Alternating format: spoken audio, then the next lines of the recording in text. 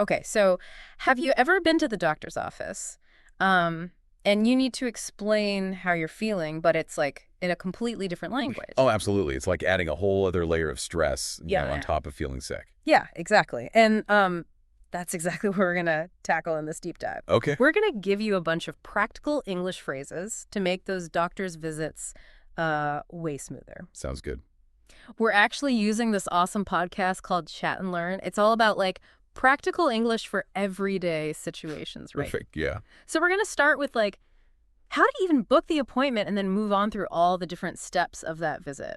I think what's interesting about this is, communicating in a healthcare setting, it's not just about the words you know. Yeah. It's also about like expressing what you need, but also thinking about all those cultural nuances, That's a really good point. It's like, how do you balance being assertive but also being respectful, especially when, you might be feeling a bit vulnerable? For sure, for Yeah. sure. And I mean, that's why having these like super simple, clear phrases can be a game changer. Okay, so let's start at the very beginning.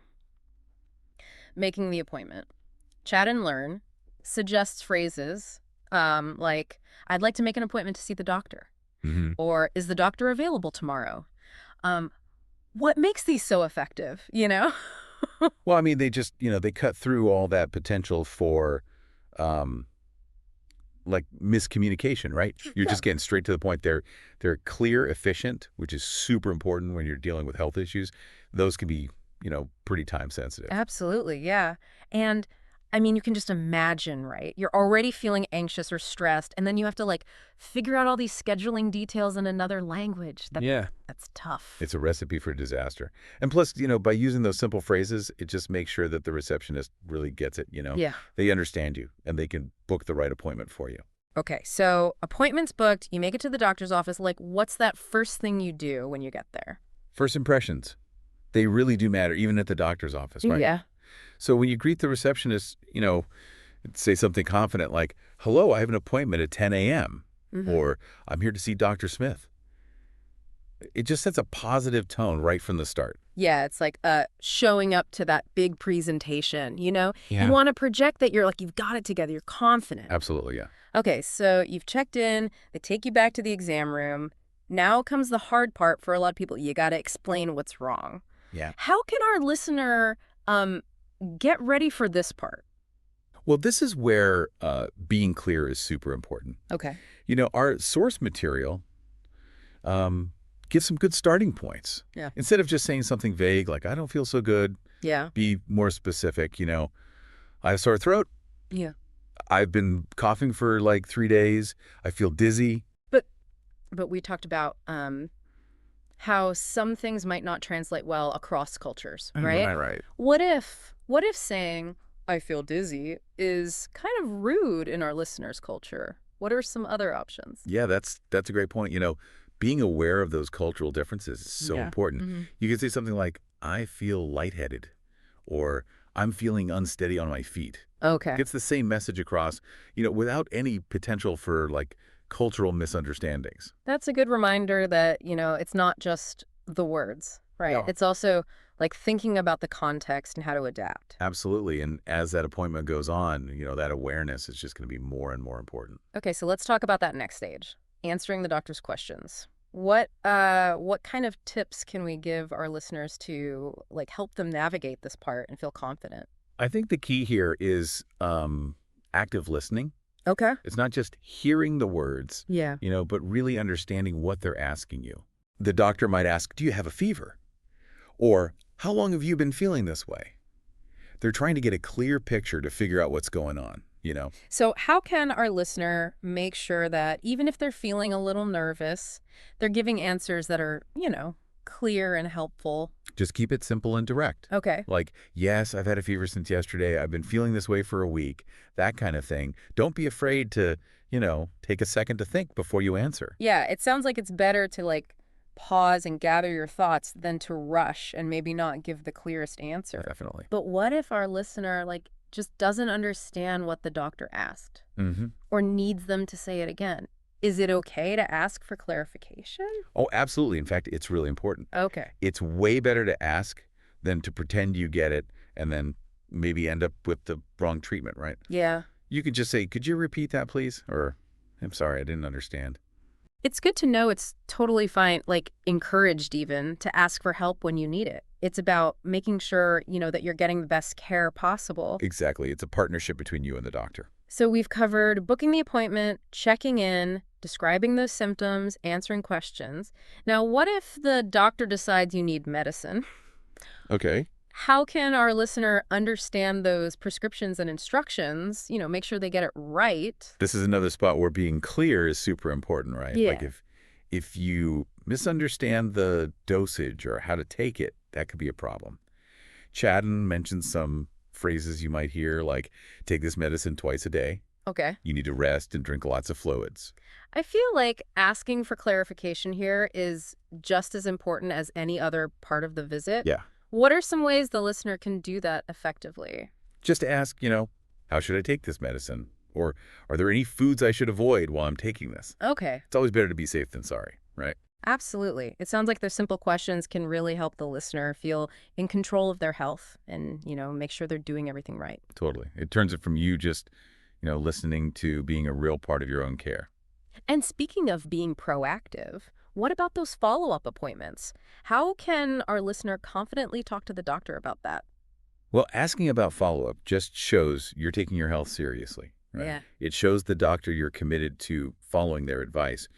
Chat and Learn suggests phrases like, do I need to come back for a follow-up? Okay. When should I come back? So by now, I think we've given our listener some great phrases to use for booking the appointment, checking in, describing their symptoms, answering questions, understanding those prescriptions and instructions, and even talking about follow-up care. Yeah, we've covered a lot. That's a lot of ground we've covered. And what's really cool is that all of this can be done using fairly simple English. Yeah. Nothing too complicated. Yeah, it's empowering to realize you don't have to be, a doctor yourself or fluent to talk to your doctor effectively. Just a little bit of preparation can go a long way.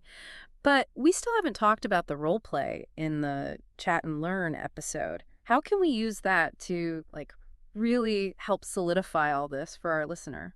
I think the role play is a really cool way to see how all these phrases can be used in an actual conversation. It's like a model for how our listener can, handle a doctor's visit in English and feel good doing it. Okay, I love that. So let's take a closer look at that role play and pull out some of the key takeaways for our listener. First, let's look back at how the patient in the role play explained their symptoms so well. Yeah, that's a great place to start. She gave a really clear, concise picture of what was going on right from the get-go, which meant the doctor could jump right in and ask the right questions. I was impressed by how the patient wasn't afraid to ask for clarification when she needed it. Yeah. It really showed that she was paying attention and wanted to make sure she got everything right. Exactly. It's such a good example of how asking questions, even in a situation like that, where you might feel a little intimidated, can actually make the whole visit go better.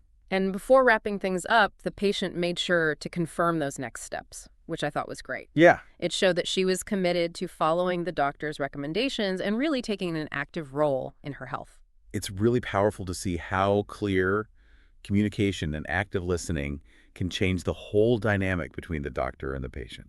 And the best part, with a little practice, anyone can do this, Yeah. They can feel that confident and fluent in English. For sure. The more you practice these phrases and imagine using them, the more natural it's going to feel. So I think we've given our listeners a really strong foundation for handling a doctor's visit in English.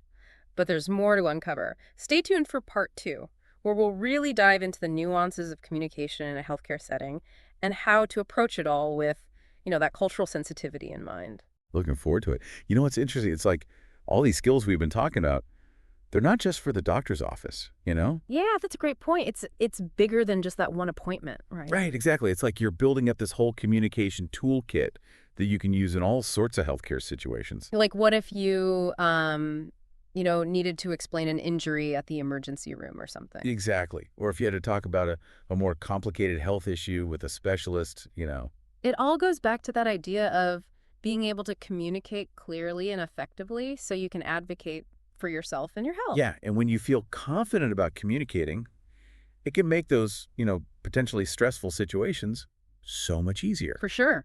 It helps with the anxiety and let you focus on really understanding what the healthcare provider is telling you. It's almost like having this, like, secret weapon to navigate that whole healthcare system. Yeah, and the best part is anyone can have this weapon, you know? All it takes is a little time and effort to learn these key phrases and practice using them. It reminds me of how the Chat and Learn podcast has those pauses for repetition. It's like they've built in a language coach to guide you through it. Exactly. Those pauses give you time to really absorb those phrases and practice saying them out loud, which is like the key to becoming more fluent and confident. And even if you're not listening live, you can always, rewind and repeat until you feel good about it. Exactly. It's all about making language learning fun and easy for everyone. And that's something we try to do here on the deep dive too, right? Absolutely. We want to share these awesome insights with our listeners in a way that's both informative and, maybe even a little entertaining. Because learning should be fun, right? Oh, yeah. Even when we're talking about something as serious as healthcare. Totally. A little humor can make any learning experience more engaging. Speaking of humor, what was the most memorable or funny part of the Chat and Learn episode for you?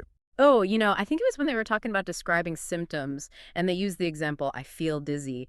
I just started picturing someone trying to explain that without using that word. I can only imagine, like, the room is spinning, but I'm standing still. Exactly. Or my head feels like it's floating away. It shows how important it is to have those precise words in your vocabulary, doesn't it? It really does. But even if you don't have the perfect word at the moment, don't let that stop you. Get creative, use gestures, paint a picture with your words, whatever it takes to get your point across. I love that. It's about finding ways to communicate, even when you're a little out of your comfort zone. And who knows, you might even make the doctor laugh a little, which could help lighten the mood and make the whole interaction more positive. Totally. So as we wrap up this part, I just want to encourage our listeners to, embrace those lighthearted moments in their language learning.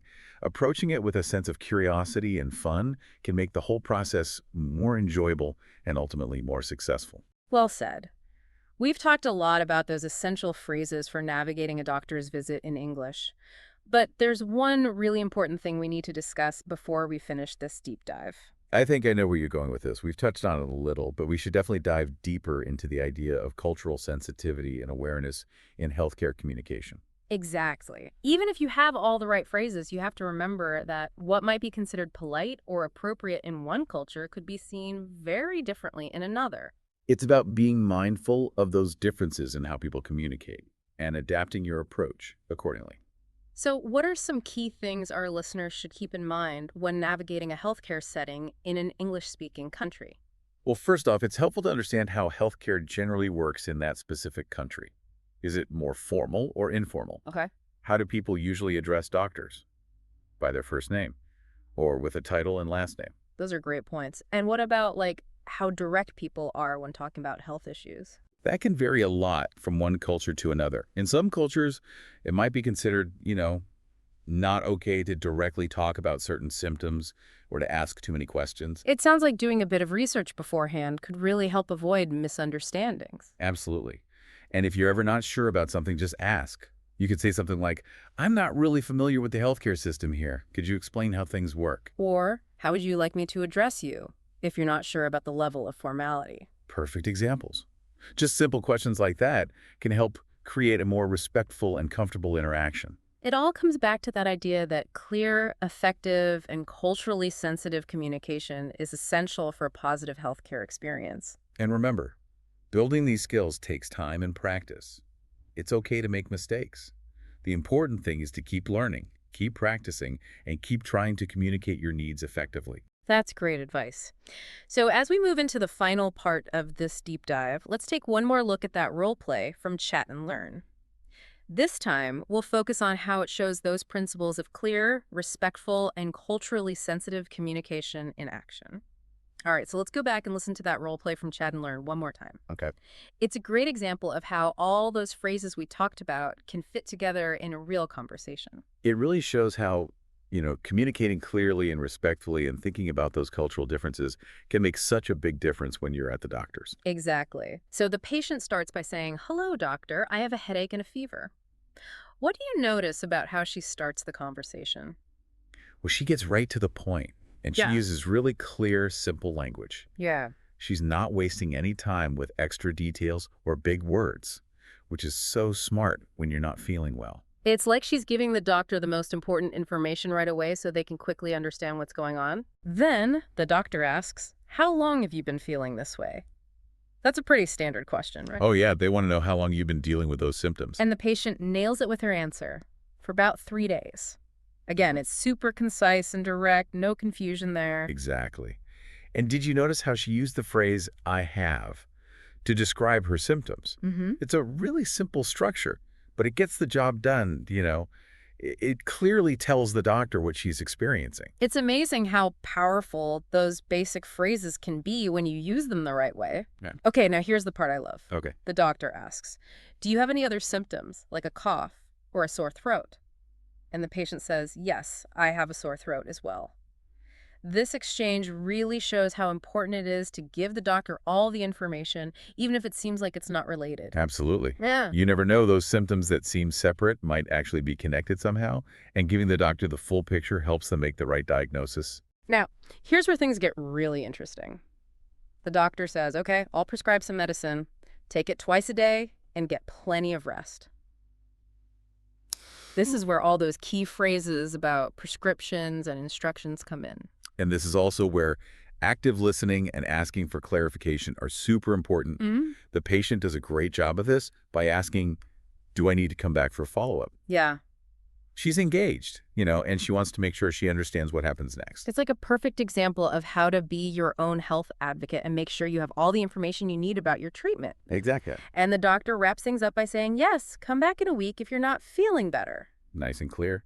Gives her some reassurance. So there you have it. That's how a successful doctor's visit in English can sound. It really is. It's clear, respectful, effective. It shows how, even with simple phrases and active listening, you can take control of your own health care. And remember, it all comes down to preparation and practice.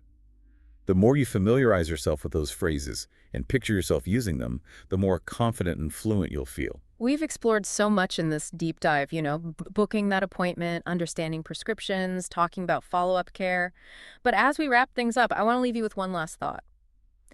Think about a time when you felt nervous communicating in another language.